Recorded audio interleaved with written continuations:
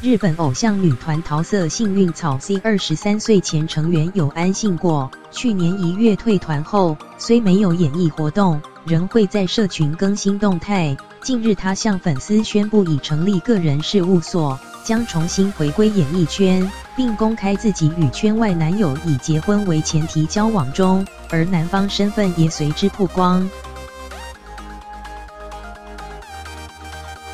有安信果过去是桃色幸运草 C 的主力军，却在2018年1月以希望过平淡为由退团，被不少粉丝怀疑刚坠入情网，才会选择退出。不过女方的友人向杂志 Friday 透露，小两口早在2016年相识，当时有安信果经常因为团体活动心烦，因此求助东京某精神科医院，进而认识院长男友。